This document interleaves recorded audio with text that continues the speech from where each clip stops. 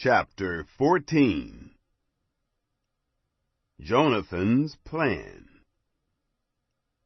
Now it fell on a day that Jonathan, the son of Saul, said to the young man who bore his armor, "Come, and let us go over to the Philistines' garrison that is on the other side."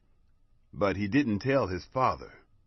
Saul stayed in the uttermost part of Gibeah, under the pomegranate tree, which is in Migron.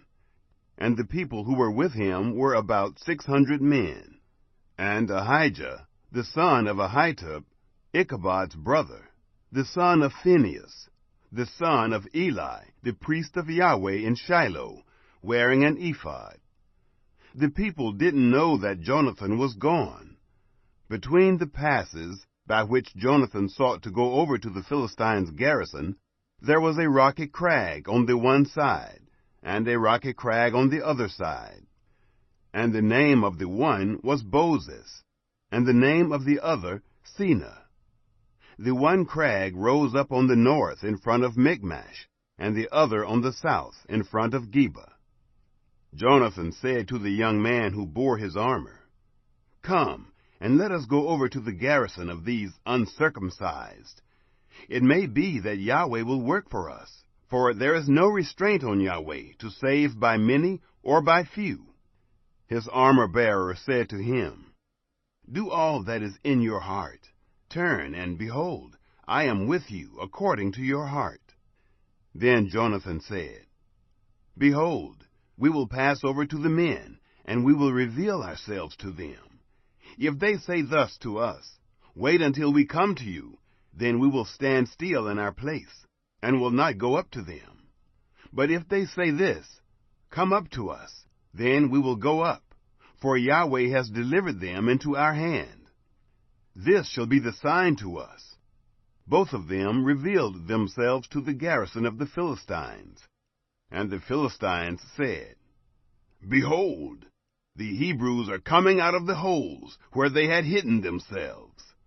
The men of the garrison answered Jonathan and his armor-bearer, and said, "Come up to us, and we will show you something." Jonathan said to his armor-bearer, "Come up after me, for Yahweh has delivered them into the hand of Israel." Jonathan climbed up on his hands and on his feet, and his armor-bearer after him. And they fell before Jonathan, and his armor-bearer killed them after him. That first slaughter, which Jonathan and his armor-bearer made, was about 20 men, within, as it were, half a furrow's length in an acre of land. Israel defeats the Philistines. There was a trembling in the camp, in the field, and among all the people. The garrison and the spoilers, they also trembled, and the earth quaked, so there was an exceeding great trembling. The watchmen of Saul in Gibeah of Benjamin looked, and behold, the multitude melted away, and they went here and there.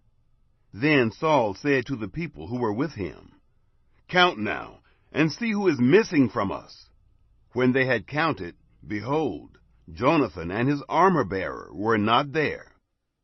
Saul said to Ahijah, "Bring the ark of God here." For the ark of God was there at that time with the children of Israel.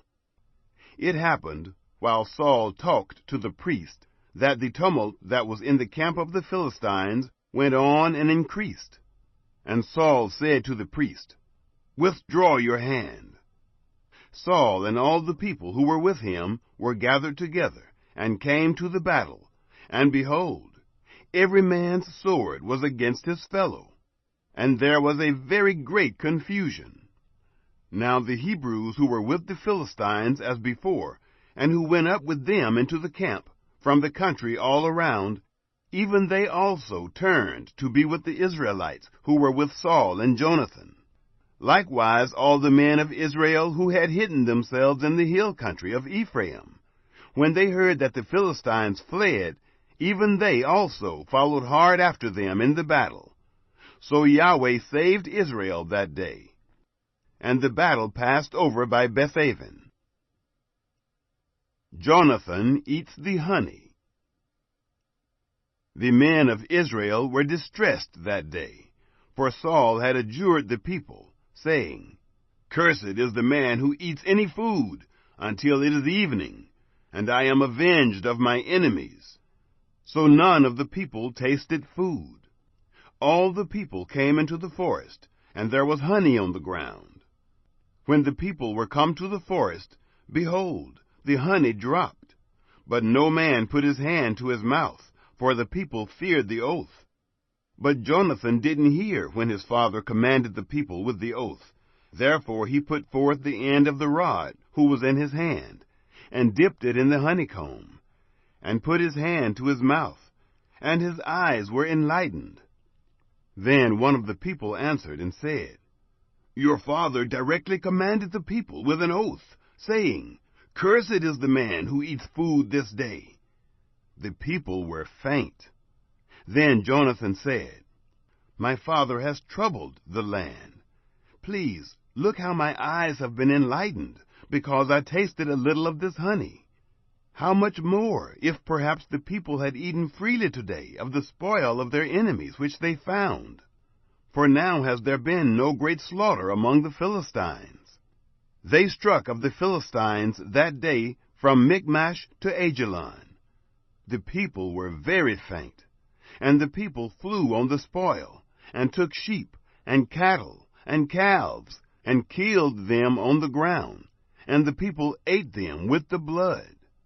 Then they told Saul, saying, "Behold, the people are sinning against Yahweh, in that they eat meat with the blood."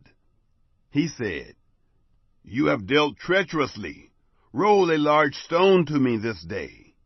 Saul said, "Disperse yourselves among the people, and tell them, 'Bring me here every man his ox, and every man his sheep, and kill them here, and eat, and don't sin against Yahweh in eating meat with the blood.'"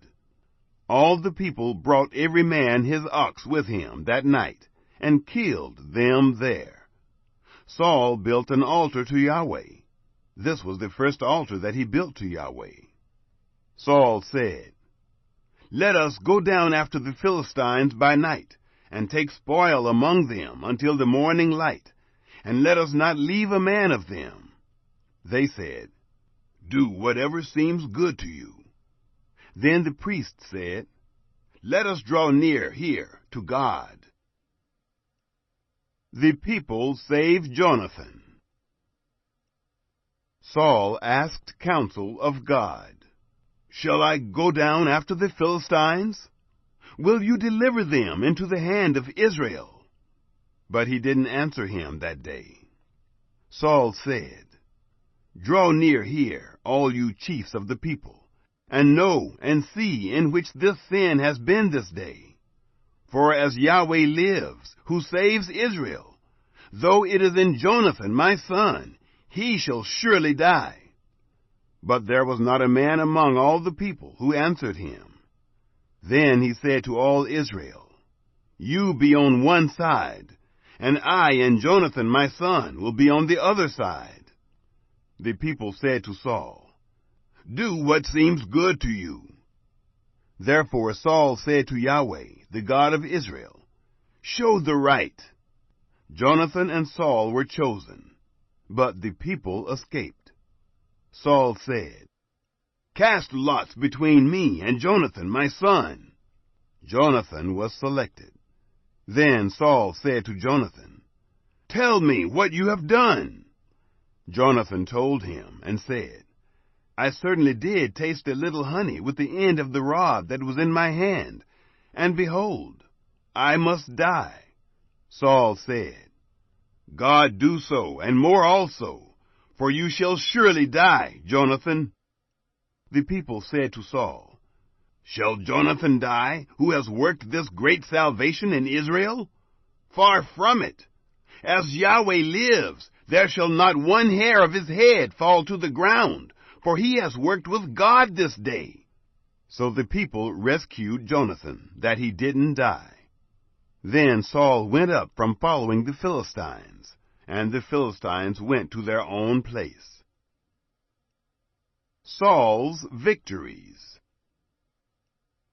Now when Saul had taken the kingdom over Israel, he fought against all his enemies on every side, against Moab, and against the children of Ammon, and against Edom, and against the kings of Zobah, and against the Philistines.